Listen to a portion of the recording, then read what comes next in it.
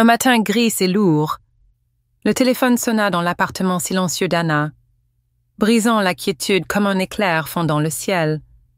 Une voix glaciale, précise comme une lame de couteau, s'éleva à l'autre bout. « Madame Dubois, ici Monsieur Lefebvre, bijoutier, à l'horloge éternelle, rue des Rosiers. J'ai en ma possession un objet qui appartenait à votre défunt mari. Étienne, venez vite, il faut que vous voyiez cela de vos propres yeux. » Anna, 65 ans, sentit son cœur se figer.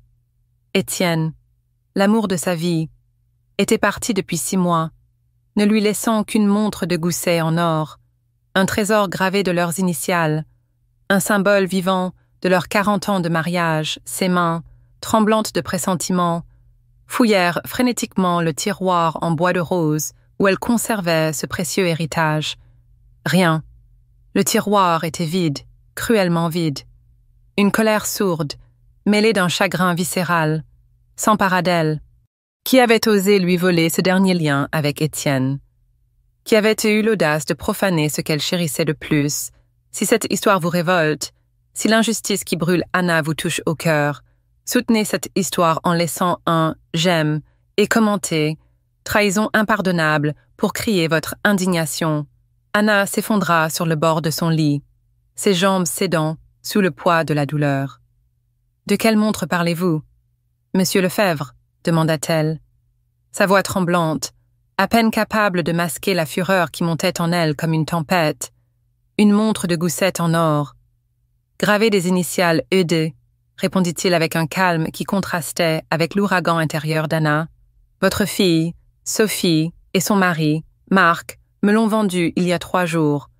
Mais en l'ouvrant pour une réparation, j'ai trouvé quelque chose que vous devez voir de toute urgence. Ces mots la frappèrent comme une gifle. Sophie et Marc, sa propre fille, sa chair et son sang, et ce gendre qu'elle avait accueilli comme un fils, avaient vendu la montre d'Étienne, son bien le plus sacré, sans un mot, sans un regard. Une rage brûlante, presque suffocante, envahit Anna. Comment osait-il? Cette montre n'était pas un simple bijou, c'était le cœur battant de son mariage. Chaque tic-tac, une mémoire d'Étienne. Chaque éclat d'or, un fragment de leur amour. Elle revit un matin ensoleillé, dans leur cuisine parisienne, l'odeur du café emplissant l'air. Étienne, les bras autour d'elle, la montre dans sa poche, avait murmuré « Anna, mon amour, cette montre, c'est nous. Chaque seconde qu'elle compte est une seconde passée avec toi. Promette-moi de la garder toujours. » Quoi qu'il arrive, elle avait ri, repoussant son ton solennel, mais avait promis, le cœur léger, cette promesse. Elle l'avait tenue dans son âme, mais eux, ils l'avaient brisée, piétinée, réduite en cendres. Anna se leva, les poings serrés, et enfila sa robe bleu marine, celle qu'Étienne aimait tant, comme une armure pour affronter cette blessure. Elle traversa Paris, ses rues animées, contrastant avec la tempête qui rugissait en elle, jusqu'à l'horloge éternelle, une boutique nichée dans une ruelle pavée du Marais. Monsieur Lefebvre, un homme d'un certain âge aux yeux pleins de compassion, l'attendait derrière un comptoir encombré de montres anciennes. « Madame Dubois, je suis soulagé que vous soyez venue, » dit-il en lui tendant la montre. Accompagnée d'une petite clé en laiton et d'un papier plié avec soin, votre mari était un homme d'une rare intelligence. Il avait caché un compartiment secret dans cette montre. Anna déplia le papier, ses mains tremblant sous le poids de l'émotion. L'écriture d'Étienne, précise et élégante, la transperça comme une flèche. « Anna, mon amour, si tu lis ceci, c'est que quelqu'un a tenté de te voler ce qui t'appartient. Cette clé ouvre le coffre-fort numéro 12 à la Banque de France. Succursale du Marais. Tu es la seule bénéficiaire. Vie libre, ma chérie. Je t'aime pour toujours. » Anna sentit son pouce accélérer. Une vague de chaleur et de colère, mêlée montant dans sa poitrine. Étienne avait anticipé cela. Il savait que leur fille, Sophie, pourrait un jour trahir sa confiance. Monsieur Lefebvre ajouta doucement Étienne m'a payé il y a 1 an pour entretenir cette montre. Il m'a donné des instructions précises, si quelqu'un d'autre que vous me l'apportait. Je devais ouvrir le compartiment et vous appeler immédiatement. Anna serra la montre, la clé et la note contre son cœur, comme si elle pouvait y enfermer la mémoire d'Étienne. Mais la fureur grondait en elle, plus forte encore. Sophie et Marc n'avaient pas seulement volé un objet, ils avaient profané l'amour de sa vie, bafoué sa mémoire, trahi sa confiance. De retour chez elle, Anna tenta de contenir l'incendie de sa colère, mais un dîner familial organisé ce soir-là fit tout exploser. Madame Bisset, une voisine indiscrète d'une 60aine d'années, toujours avide de potin, s'était invitée pour l'apéritif, comme elle le faisait trop souvent, entre 2 gorgées de vin rouge. Elle lâcha une remarque qui fit bouillir le sang d'Anna. « J'ai vu Sophie, hier, au marché, avec un sac Chanel flambant neuf. Elle m'a dit que c'était un investissement pour leur entreprise, franchement. Qui achète un sac à 2000 € pour une entreprise en difficulté ?» Anna sentit une nausée l'envahir, son estomac se nouant sous l'effet de la rage. Un investissement. Avec l'argent de la montre d'Étienne, elle imagina Sophie, sa propre fille, dépensant sans vergogne l'héritage de son père pour des frivolités. Tandis qu'elle, Anna, pleurait encore son absence, mais ce n'était que le début de l'outrage. Plus tard, alors qu'elle descendait l'escalier pour chercher un verre d'eau, Anna surprit une conversation dans la cuisine. Sophie et Marc, croyant être seuls, parlaient à voix basse, leurs mots empoisonnés. « Elle est trop vieille pour s'en apercevoir », ricana Sophie, un rire cruel dans la voix. « On dira qu'on a envoyé la montre en réparation. Elle ne vérifiera pas. » Marc répondit avec un sourire narquois. « Et si elle pose des questions, on lui achètera une copie bon marché. Elle est à moitié sénile, elle ne verra rien. » Anna se figea, son cœur se brisant en 1000 morceaux. Sa propre fille, celle qu'elle avait élevée, aimée, protégée, la traitait comme une vieille femme impotente, une ombre facile à manipuler. Chaque mot était une aiguille plantée dans son âme. Mais ce qu'elle trouva ensuite transforma sa douleur en une rage incandescente. En fouillant discrètement dans la poubelle de la cuisine, Anna découvrit un reçu froissé, taché de sauce tomate. Ses yeux s'écarquillèrent en horreur. C'était un faux document, prétendant que la montre avait été envoyée à un atelier de réparation, avec sa signature contrefaite en bas, une signature qu'elle n'avait jamais tracée. La trahison était complète. Sophie et Marc n'avaient pas seulement volé la montre. Ils avaient orchestré un mensonge méticuleux, forgé sa signature avec une froideur calculatrice, la réduisant à une marionnette dans sa propre maison. Anna sentit une fureur volcanique l'envahir, ses mains tremblant si fort qu'elle lâcha le papier. Ils ne s'étaient pas contentés de lui arracher un objet précieux.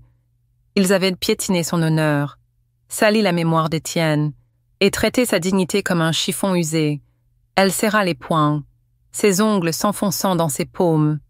Cette trahison ne resterait pas sans réponse. Elle, Anna Dubois, n'était pas la vieille femme fragile qu'il croyait pouvoir manipuler.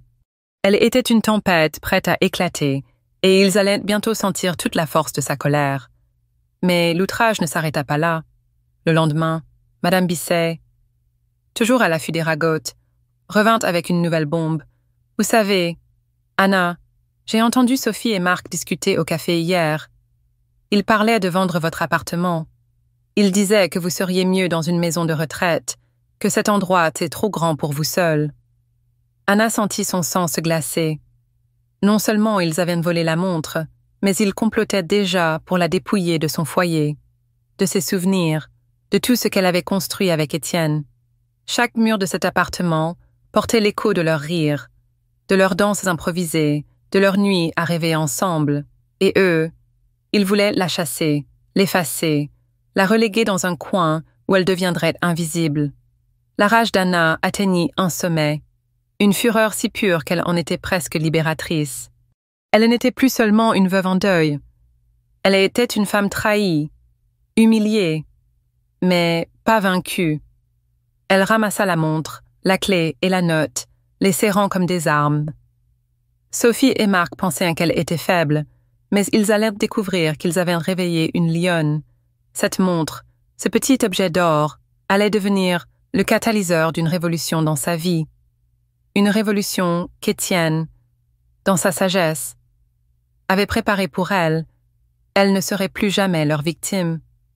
Le lendemain matin, Anna se tenait devant l'appartement de Sophie et Marc, la montre d'Étienne serrée dans sa main comme une arme chargée de souvenirs et de colère. Le soleil parisien, d'ordinaire si doux, semblait aujourd'hui brûler sa peau, attisant l'incendie qui rugissait en elle. Elle n'avait pas dormi, hantée par la trahison de sa fille, par les mots cruels qu'elle avait entendus dans la cuisine, par ce reçu froissé portant sa signature falsifiée. Chaque détail alimentait sa fureur, une tempête qui menaçait de tout emporter. Elle frappa à la porte, son poing cognant avec une force qu'elle ne savait pas posséder. Lorsque Sophie ouvrit, son sourire de façade s'effaça instantanément en voyant le regard d'Anna, dur comme l'acier. « Expliquez-vous » lança Anna, sa voix tremblante de rage contenue, en jetant le reçu falsifié sur la table du salon.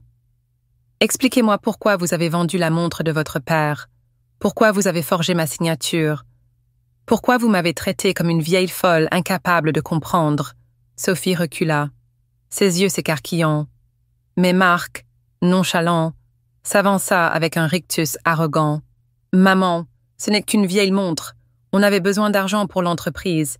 Tu ne vas pas en faire un drame, si. » Ces mots, prononcés avec un mépris si désinvolte, firent exploser quelque chose en Anna. « Un drame » rugit-elle, sa voix résonnant dans l'appartement. « Cette montre était tout ce que j'avais de lui. Vous l'avez volée, vous avez menti, vous avez sali son nom. » Marc haussa les épaules, un sourire narquois aux lèvres. « Tu es trop vieille pour vivre seule. Anna, tu devrais venir habiter avec nous.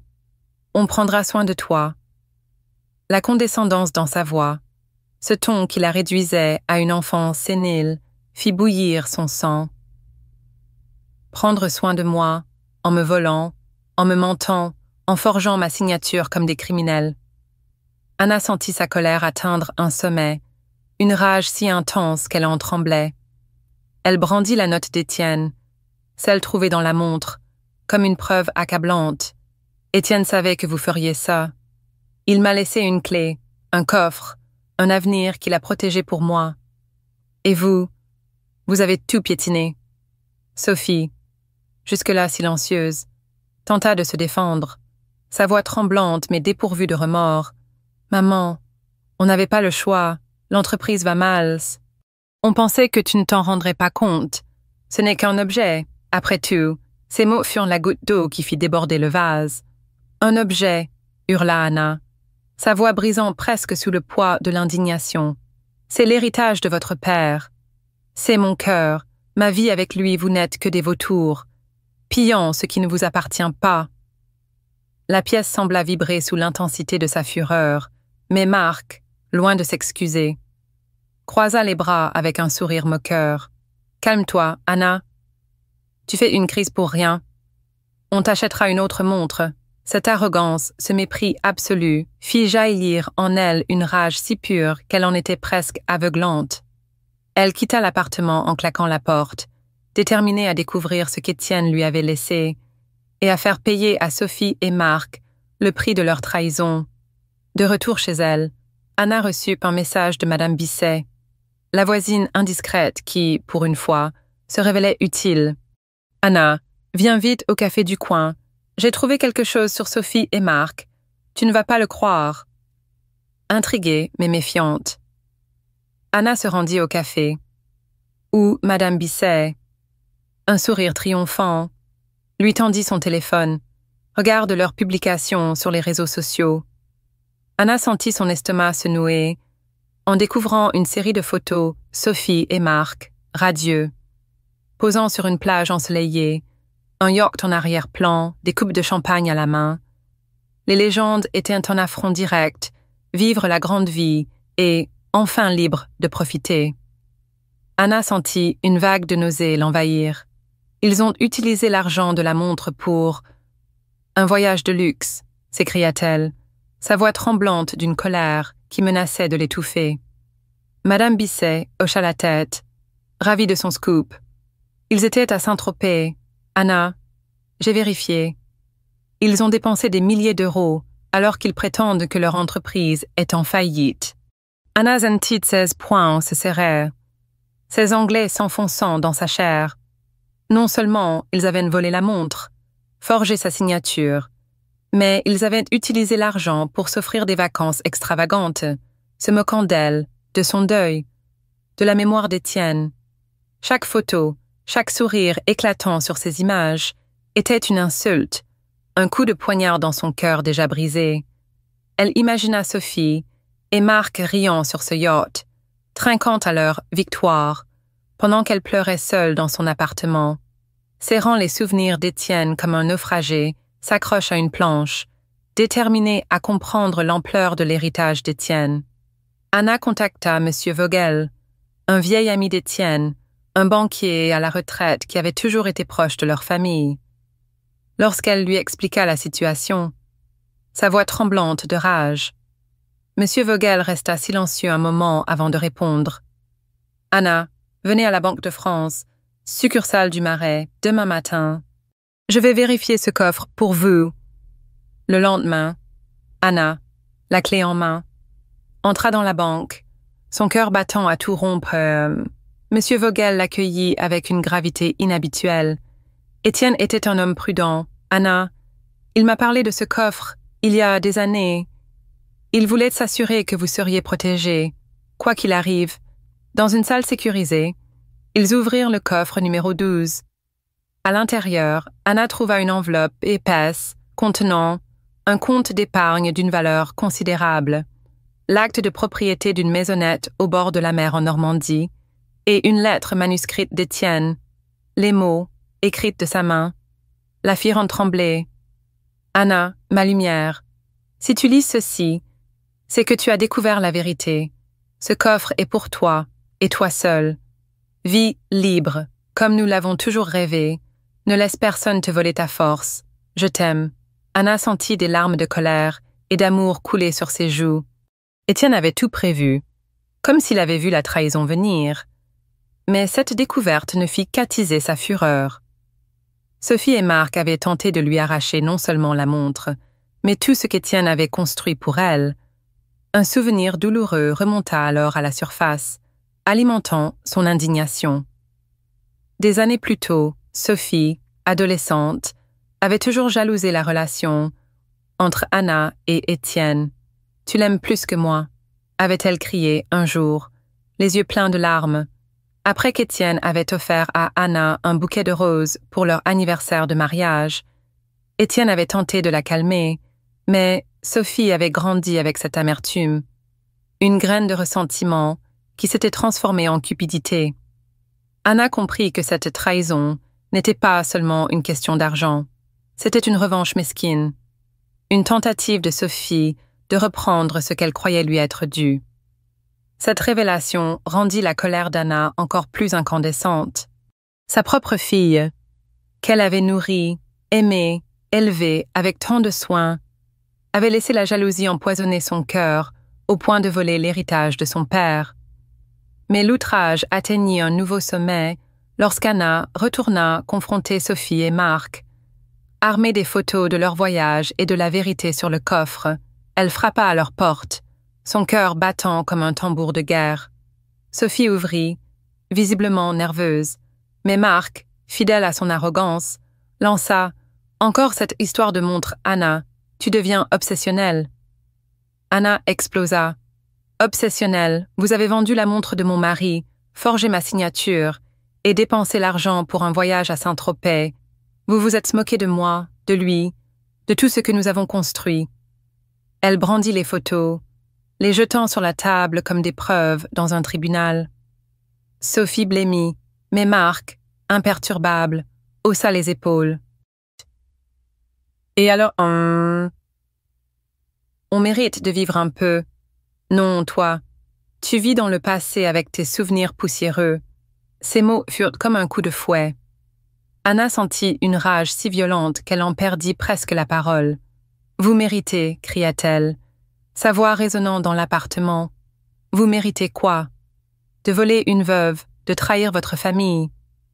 Vous êtes des parasites, des lâches qui pillent ce qui ne vous appartient pas. » Sophie tenta de s'interposer, murmurant un faible « Maman, on ne voulait pas te faire de mal. » Mais Anna l'interrompit. « Pas de mal, vous avez vendu mon passé, forgé ma signature, et maintenant, vous voulez me chasser de ma maison. J'ai entendu vos plans, Sophie. Vous voulez vendre mon appartement, me mettre en maison de retraite pour vous enrichir. » Le silence qui suivit était assourdissant. Marc, pour la première fois, sembla déstabilisé, mais il n'eut pas le temps de répondre. Anna tourna les talons, sa colère la portant comme une flamme inextinguible. Elle savait maintenant ce qu'elle avait à faire.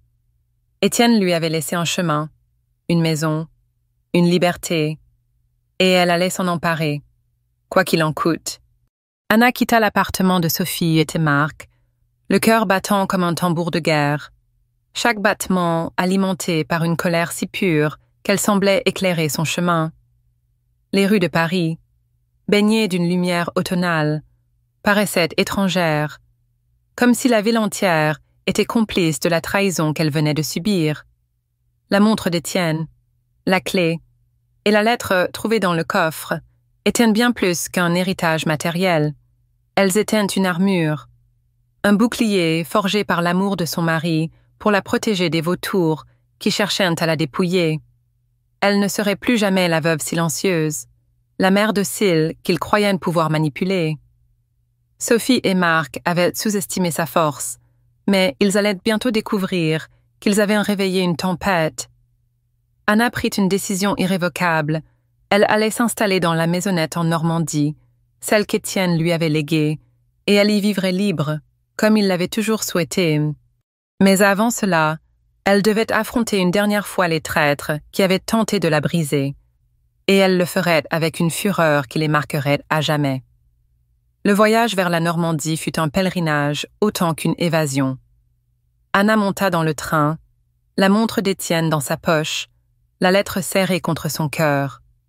Chaque kilomètre qui l'éloignait de Paris semblait alléger le poids de la trahison, mais sa colère restait intacte, brûlante, prête à exploser.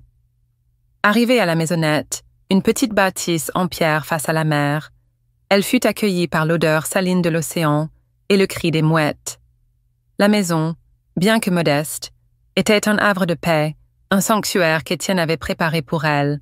En explorant les lieux, elle trouva des traces de son mari, une vieille photo d'eux deux sur la plage, riant sous un parasol, et une étagère remplie de livres qu'il aimait. Chaque détail ravivait son amour pour lui, mais aussi sa rage contre ceux qui avaient tenté de lui voler cet héritage. Alors qu'elle rangeait ses affaires, une femme du village, Clara, une artiste d'une 50aine d'années aux cheveux poivre et sel et au sourire chaleureux, frappa à sa porte. « Vous devez être Anna, » dit-elle. Un panier de pommes fraîches à la main. Étienne parlait souvent de vous. Il venait ici pour entretenir la maison. Toujours avec un sourire. Il disait que c'était votre refuge. Ces mots touchèrent Anna, mais ils attisèrent aussi sa colère. Étienne avait tout prévu, jusqu'à ce refuge, et pourtant, Sophie et Marc avaient osé profaner son legs. Clara devint rapidement une amie, une alliée dans cette nouvelle vie. Autour d'un thé, elle raconta comment Étienne, lors de ses visites, parlait d'Anna avec une tendresse infinie. Il disait que vous étiez sa force, sa lumière. Il voulait que vous soyez libre, loin des chaînes du monde. Ces mots renforcèrent la détermination d'Anna, mais ils ravivèrent aussi sa fureur. Comment Sophie, sa propre fille, avait-elle pu trahir un père qui avait tant aimé? Comment Marc, ce gendre qu'elle avait accueilli comme un fils, avait-il pu se montrer si vil? La réponse vint quelques jours plus tard, sous la forme d'une lettre menaçante. Sophie et Marc, refusant d'abandonner leur emprise, avaient engagé un avocat douteux, M. Leclerc, pour contester la santé mentale d'Anna. La lettre, rédigé sur un papier à en-tête ostentatoire, suggérait qu'Anna, en raison de son âge avancé et de son comportement erratique, devait être placée sous tutelle et que ses finances, y compris le contenu du coffre, devraient être gérées par Sophie et Marc. Anna sentit une rage volcanique l'envahir. Non seulement ils avaient volé la montre, forgé sa signature et dépensé l'argent pour des frivolités, mais maintenant, ils osaient remettre en question sa santé mentale. Cherchant à la dépouiller de tout ce qu'Étienne lui avait laissé. « Ils veulent me mettre en cage », cria-t-elle, froissant la lettre dans ses mains tremblantes. Clara, témoin de cette explosion, posa une main apaisante sur son épaule. « Anna, ils ne savent pas à qui ils s'attaquent, vous êtes plus forte qu'eux. » Anna décida qu'il était temps d'agir. Elle retourna à Paris, la lettre de l'avocat et les documents du coffre en main, prête à confronter ses bourreaux. Elle convoqua Sophie et Marc dans un café du Marais, un lieu public où leurs mensonges seraient exposés au grand jour. Lorsqu'ils arrivèrent, Marc affichait toujours son sourire arrogant, tandis que Sophie semblait nerveuse, évitant le regard de sa mère. Anna, droite comme un chêne, posa les documents sur la table. « Vous pensiez pouvoir me briser, » lança-t-elle, sa voix vibrante d'une colère contenue mais explosive. « Vous avez vendu la montre d'Étienne, forgé ma signature, dépensé son argent pour vos vacances de luxe.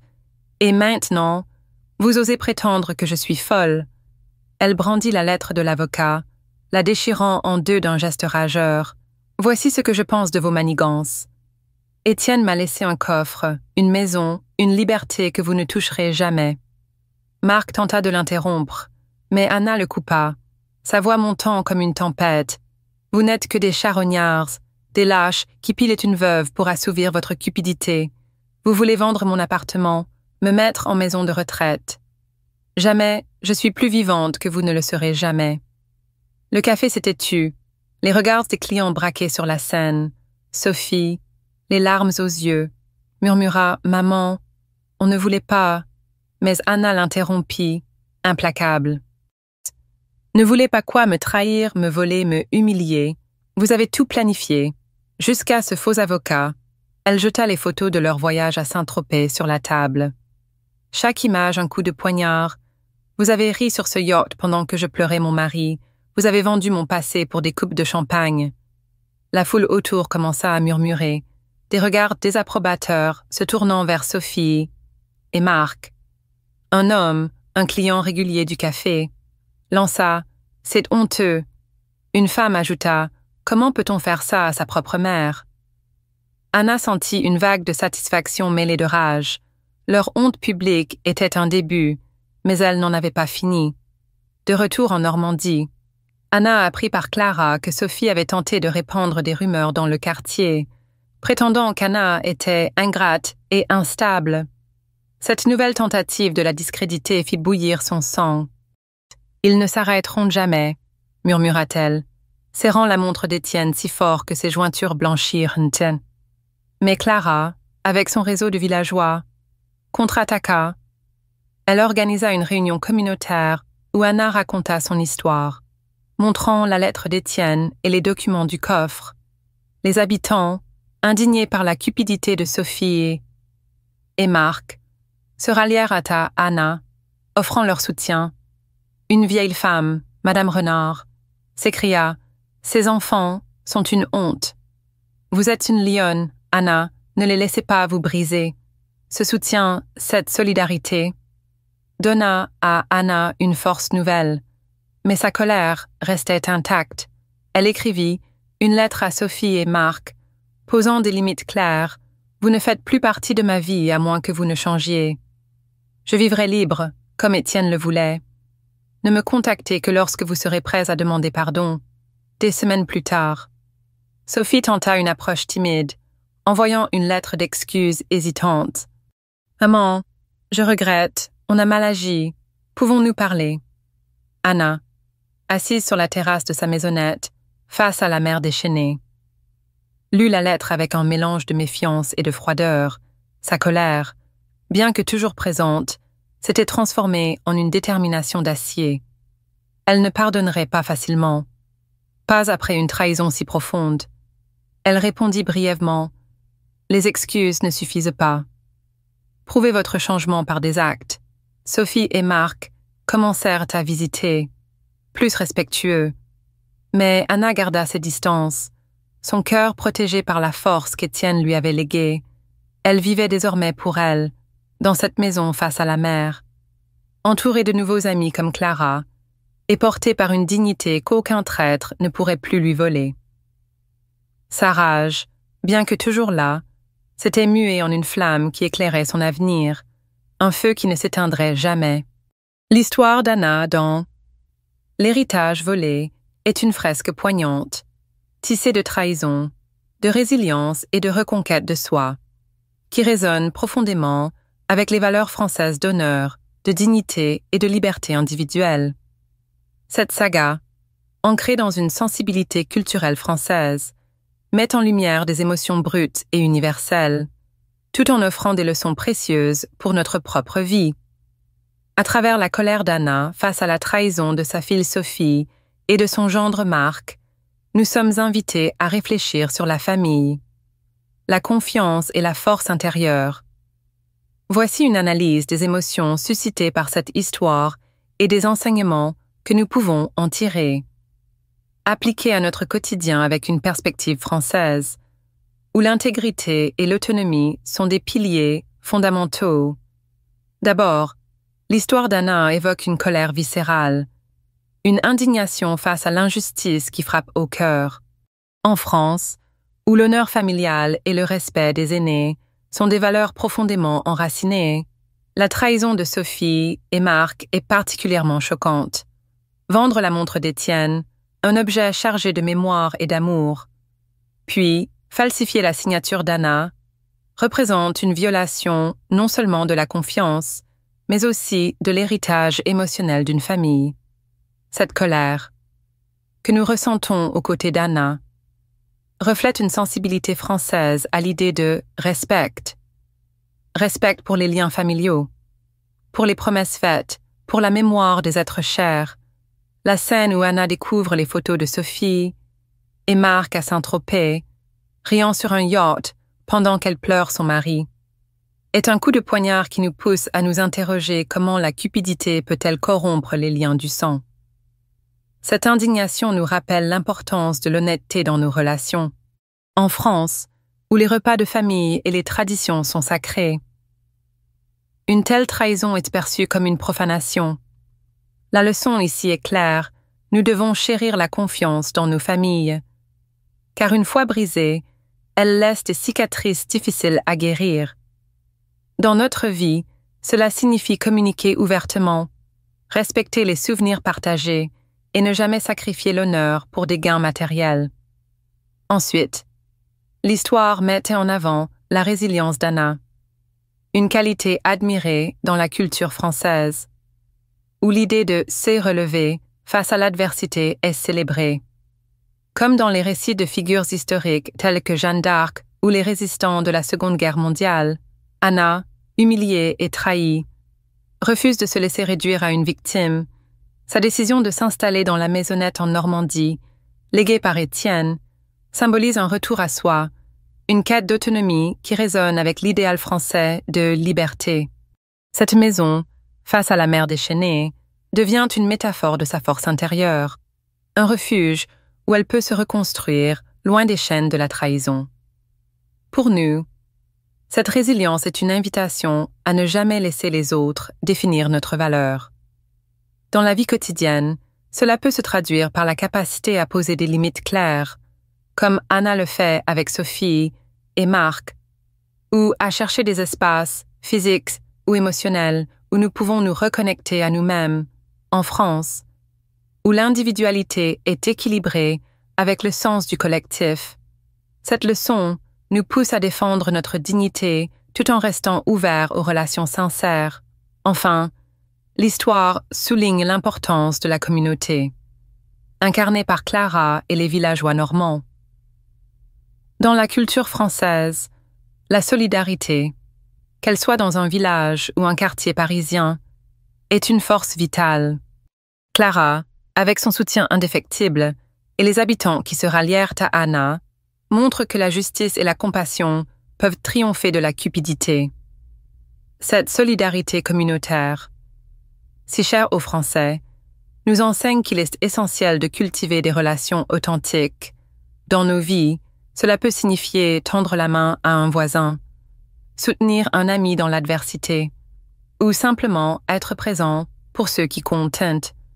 La colère d'Anna, transformée en action grâce au soutien de Clara, nous rappelle que nous ne sommes jamais seuls dans nos combats, à condition de construire des liens basés sur la sincérité.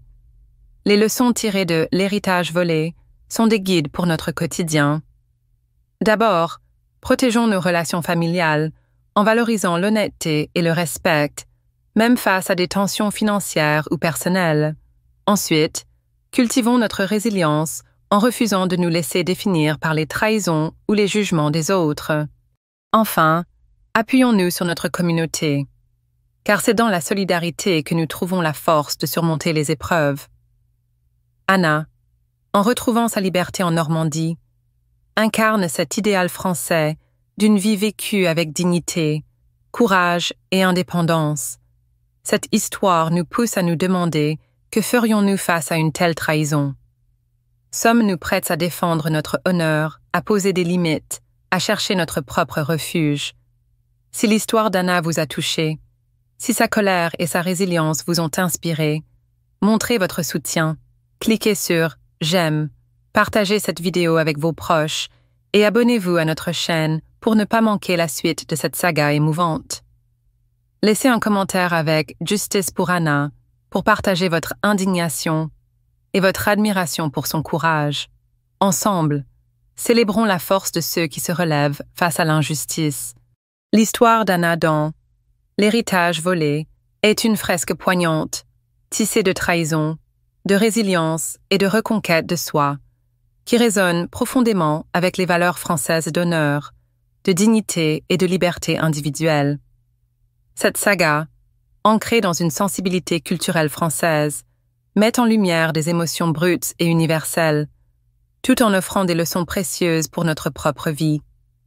À travers la colère d'Anna face à la trahison de sa fille Sophie et de son gendre Marc, nous sommes invités à réfléchir sur la famille, la confiance et la force intérieure.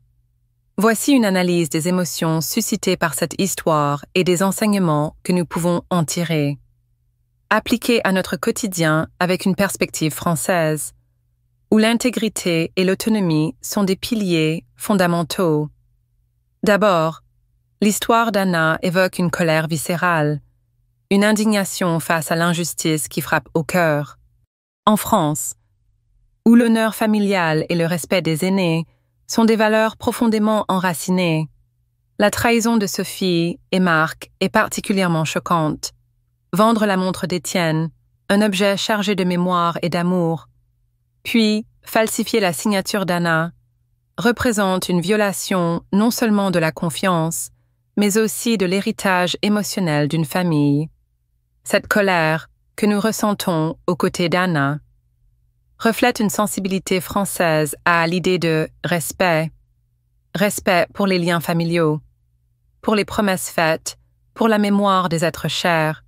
La scène où Anna découvre les photos de Sophie et Marc à Saint-Tropez, riant sur un yacht pendant qu'elle pleure son mari, est un coup de poignard qui nous pousse à nous interroger comment la cupidité peut-elle corrompre les liens du sang. Cette indignation nous rappelle l'importance de l'honnêteté dans nos relations. En France, où les repas de famille et les traditions sont sacrés, une telle trahison est perçue comme une profanation. La leçon ici est claire, nous devons chérir la confiance dans nos familles, car une fois brisée, elle laisse des cicatrices difficiles à guérir. Dans notre vie, cela signifie communiquer ouvertement, respecter les souvenirs partagés et ne jamais sacrifier l'honneur pour des gains matériels.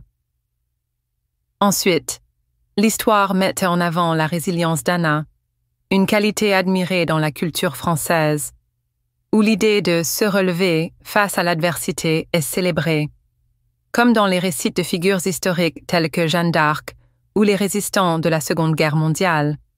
Anna, humilié et trahi, refuse de se laisser réduire à une victime. Sa décision de s'installer dans la maisonnette en Normandie, léguée par Étienne, symbolise un retour à soi, une quête d'autonomie qui résonne avec l'idéal français de liberté. Cette maison, face à la mer déchaînée, devient une métaphore de sa force intérieure, un refuge où elle peut se reconstruire loin des chaînes de la trahison. Pour nous, cette résilience est une invitation à ne jamais laisser les autres définir notre valeur. Dans la vie quotidienne, cela peut se traduire par la capacité à poser des limites claires, comme Anna le fait avec Sophie et Marc, ou à chercher des espaces physiques ou émotionnels où nous pouvons nous reconnecter à nous-mêmes. En France, où l'individualité est équilibrée avec le sens du collectif, cette leçon nous pousse à défendre notre dignité tout en restant ouverts aux relations sincères. Enfin, l'histoire souligne l'importance de la communauté, incarnée par Clara et les villageois normands. Dans la culture française, la solidarité, qu'elle soit dans un village ou un quartier parisien, est une force vitale. Clara, avec son soutien indéfectible, et les habitants qui se rallièrent à Anna, montrent que la justice et la compassion peuvent triompher de la cupidité. Cette solidarité communautaire, si chère aux Français, nous enseigne qu'il est essentiel de cultiver des relations authentiques. Dans nos vies, cela peut signifier tendre la main à un voisin, soutenir un ami dans l'adversité, ou simplement être présent pour ceux qui comptent. La colère d'Anna, transformée en action grâce au soutien de Clara, nous rappelle que nous ne sommes jamais seuls dans nos combats, à condition de construire des liens basés sur la sincérité. Les leçons tirées de l'héritage volé sont des guides pour notre quotidien. D'abord, protégeons nos relations familiales en valorisant l'honnêteté et le respect, même face à des tensions financières ou personnelles. Ensuite, cultivons notre résilience en refusant de nous laisser définir par les trahisons ou les jugements des autres. Enfin, appuyons-nous sur notre communauté, car c'est dans la solidarité que nous trouvons la force de surmonter les épreuves. Anna, en retrouvant sa liberté en Normandie, incarne cet idéal français d'une vie vécue avec dignité, courage et indépendance. Cette histoire nous pousse à nous demander: que ferions-nous face à une telle trahison? Sommes-nous prêts à défendre notre honneur, à poser des limites, à chercher notre propre refuge? Si l'histoire d'Anna vous a touché, si sa colère et sa résilience vous ont inspiré, montrez votre soutien. Cliquez sur « J'aime », partagez cette vidéo avec vos proches et abonnez-vous à notre chaîne pour ne pas manquer la suite de cette saga émouvante. Laissez un commentaire avec « Justice pour Anna » pour partager votre indignation et votre admiration pour son courage. Ensemble, célébrons la force de ceux qui se relèvent face à l'injustice. L'histoire d'Anna dans L'héritage volé est une fresque dramatique qui transcende les simples mots pour toucher le cœur. Mêlant colère, résilience et reconquête de la dignité dans un contexte profondément ancré dans la sensibilité culturelle française, cette saga, à travers le prisme de la trahison familiale, de la lutte pour l'autonomie et de la solidarité communautaire, résonne comme un miroir des valeurs françaises: l'honneur, la liberté individuelle et le respect des liens familiaux. En suivant Anna, une veuve de 65 ans confrontée à la cupidité de sa fille Sophie et de son gendre Marc, nous sommes entraînés dans un tourbillon d'émotions brutes, indignation, douleur, mais aussi espoir, qui nous poussent à réfléchir à nos propres vies. Cette analyse approfondie explore les sentiments suscités par cette histoire et les leçons pratiques que nous pouvons en tirer, tout en les appliquant à notre quotidien dans une perspective française, où la quête d'intégrité et l'importance des relations humaines occupent une place centrale. Le premier sentiment qui frappe en découvrant l'héritage volé est une colère brûlante, presque palpable, face à l'injustice infligée à Anna, la trahison de Sophie et Marc, qui vendent la montre en or d'Étienne, un objet chargé de souvenirs et de promesses, est un acte qui heurte profondément la sensibilité française. En France, où les objets hérités, qu'il s'agisse d'une montre, d'une maison ou d'une recette familiale, portent l'âme des générations passées, cet acte est une profanation, la découverte du reçu falsifié, portant la signature contrefaite d'Anna, amplifie cette indignation, car elle révèle une manipulation calculée, un mépris pour son autonomie et sa dignité.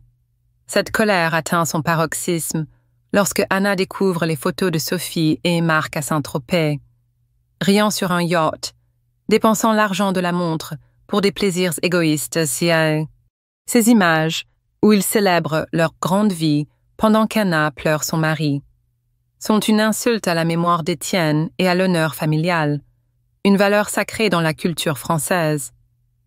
Ce sentiment d'indignation nous pousse à nous interroger comment la cupidité peut-elle corrompre les liens du sang. Dans un pays où les repas de famille, les discussions autour d'un verre de vin, où les traditions transmises de génération en génération sont des piliers de l'identité, une telle trahison est perçue comme une blessure morale. La leçon pour notre vie quotidienne est limpide. Nous devons chérir la confiance dans nos relations familiales. Cela signifie communiquer avec sincérité, respecter les promesses faites et ne jamais sacrifier l'honneur pour des gains matériels. Par exemple, dans nos interactions, nous pouvons privilégier des discussions ouvertes sur les questions d'héritage ou d'argent, afin d'éviter les malentendus qui mènent à de telles ruptures. Un autre sentiment puissant suscité par l'histoire est l'admiration pour la résilience d'Anna. Face à l'humiliation, à la tentative de Sophie et Marc de la déclarer mentalement instable et à leur projet de vendre son appartement, Anna refuse de se laisser briser. Sa décision de s'installer dans la maisonnette en Normandie, léguée par Étienne, est un acte de courage qui résonne avec l'idéal français de liberté. Cette maison face à la mer, avec ses murs de pierre et ses souvenirs d'Étienne, devient un symbole de sa reconquête de soi. En France, où des figures comme Jeanne d'Arc ou les résistants de la Seconde Guerre mondiale incarnent l'idée de se relever face à l'adversité, Anna devient une héroïne moderne. Sa transformation, de veuve trahie à femme libre, nous inspire à cultiver notre propre résilience. Dans nos vies, cela peut se traduire par la capacité à poser des limites claires face à ceux qui nous blessent, comme Anna le fait en écrivant à Sophie et Marc qu'ils doivent prouver leur changement par des actes. Cela peut aussi signifier chercher des espaces de paix, un café tranquille, une promenade dans la nature, ou même un hobby, où nous pouvons nous reconnecter à notre force intérieure. En France, où l'équilibre entre l'individualité et le collectif est valorisé, cette leçon nous encourage à défendre notre dignité tout en restant ouverts aux relations sincères. Par exemple, si nous faisons face à une trahison, nous pouvons apprendre à dire non avec fermeté, tout en laissant la porte ouverte à une réconciliation future, mais uniquement sur des bases de respect mutuel. L'histoire met également en lumière l'importance de la communauté. Incarnée par Clara et les villageois normands, dans la culture française, la solidarité, qu'elle se manifeste dans un village rural ou dans les rues animées d'un quartier parisien, est une force vitale. Clara, avec son panier de pommes et ses récits sur Étienne, devient une alliée précieuse pour Anna, lui offrant un soutien moral et pratique. La réunion communautaire, où les villageois se rallient à Anna face aux rumeurs malveillantes de Sophie, illustre cette valeur de fraternité. Si chère à la France, ce soutien collectif transforme la colère d'Anna en action, lui permettant de défendre sa vérité avec une force renouvelée. Cette solidarité nous enseigne qu'aucun combat n'est solitaire si nous cultivons des relations authentiques. Dans nos vies, cela peut se traduire par de petits gestes, inviter un voisin pour un café, écouter un ami en difficulté, ou participer à la vie de notre communauté locale, comme un marché ou une association. En France, où les liens sociaux sont renforcés par des rituels comme l'apéritif ou les fêtes de village, Cette leçon nous rappelle que notre force réside dans les connexions que nous tissons. Enfin, l'histoire d'Anna nous pousse à réfléchir sur le pardon et ses limites. Lorsque Sophie envoie une lettre d'excuse timide, Anna, bien que toujours en colère, choisit de répondre avec prudence, exigeant des actes plutôt que des mots. Cette retenue reflète une sagesse française, où le pardon est possible mais doit être mérité. Dans nos vies, cela nous invite à évaluer les relations toxiques et à poser des frontières claires, tout en laissant une chance à la rédemption si elle est sincère. Par exemple, face à une dispute familiale, nous pouvons exprimer nos sentiments avec honnêteté, tout en définissant des conditions pour rétablir la confiance. Les leçons de l'héritage volé sont des guides pour notre quotidien protégeant la confiance familiale par l'honnêteté. Cultivons notre résilience face à l'adversité. Appuyons-nous sur notre communauté et apprenons à pardonner sans sacrifier notre dignité. Anna, en s'installant face à la mer, incarne l'idéal français d'une vie vécue avec courage et indépendance. Cette histoire nous interroge: que ferions-nous face à une telle trahison? Sommes-nous prêts à défendre notre honneur, à poser des limites, à trouver notre propre refuge? Si l'histoire d'Anna vous a bouleversé, si sa lutte pour la justice et sa résilience vous ont inspiré, montrez votre soutien. Cliquez sur « J'aime », partagez cette vidéo avec vos proches et abonnez-vous à notre chaîne pour découvrir d'autres récits puissants. Laissez un commentaire avec « Justice pour Anna » pour exprimer votre indignation et votre admiration pour son courage. Ensemble, célébrons ceux qui se dressent contre l'injustice.